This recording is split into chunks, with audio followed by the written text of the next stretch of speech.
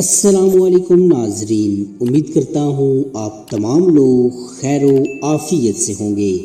ہمارا آج کا واقعہ حضرت ہود علیہ السلام کا واقعہ ہے۔ حضرت ہود علیہ السلام کا ذکر قرآن شریف میں بار بار آتا ہے۔ سورہ الارفا، سورہ ہود، سورہ حشر وغیرہ میں اس کی تفصیل موجود ہے۔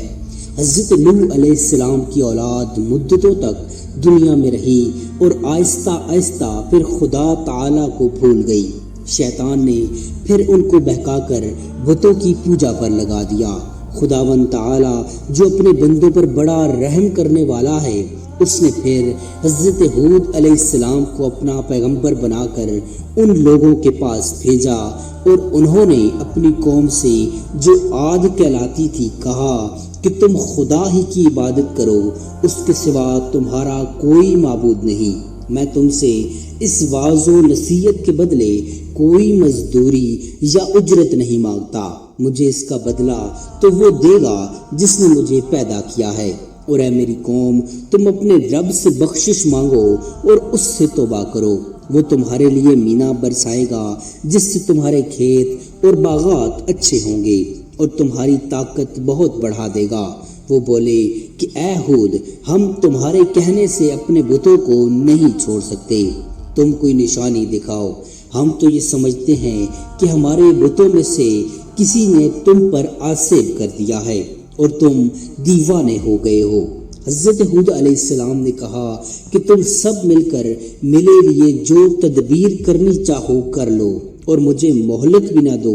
میں خدا پر بھروسہ رکھتا ہوں جو میرا اور تمہارا پروردگار ہے۔ میرے ہاتھ اللہ تعالیٰ نے تمہیں جو پیغام بھیجا تھا وہ میں نے تمہیں پہنچا دیا۔ اگر تم میرا کہنا نہ مانو گے تو اللہ پاک تمہاری جگہ اور لوگوں کو بسا دے گا اور تم خداوند تعالیٰ کا کچھ نقصان نہیں کر سکتے۔ اس پر ان کی قوم نے کہا کہ روز تو ہمیں خدا کے عذاب سے ڈراتا ہے، جا اپنے خدا سے کہے کہ ہم پر عذاب نازل کر دے اور اس میں ہرگز دیر نہ کرے۔ حضرت ہود علیہ السلام پر جو ایمان لائے تھے وہ غریب اور کمزور تھے، اور جو کافر تھے وہ مالدار اور سردار تھے۔ ان سب نے حضرت ہود علیہ السلام کا مذاق اڑایا۔ آسمان پر ایک بادل نمودار ہوا جسے دیکھ کر یہ سمجھے کہ بارش ہونے والی ہے۔ حضرت ہود علیہ السلام کو اللہ تعالیٰ نے بتا دیا تھا کہ یہ عذاب ہے، چنانچہ وہ ایماندار لوگوں کو لے کر بستی سے باہر چلے گئے۔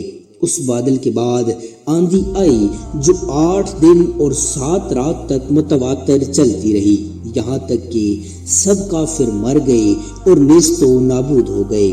اور اس طرح ایک بار پھر اللہ تعالیٰ کی زمین کافروں اور مشرکوں سے خالی ہو گئی۔ امید کرتا ہوں آپ کو ہماری آج کی ویڈیو پسند آئی ہوگی۔ مزید ایسی انفارمیٹیو ویڈیوز دیکھنے کے لیے چینل کو سبسکرائب کر لیجئے۔ جزاک اللہ خیرہ۔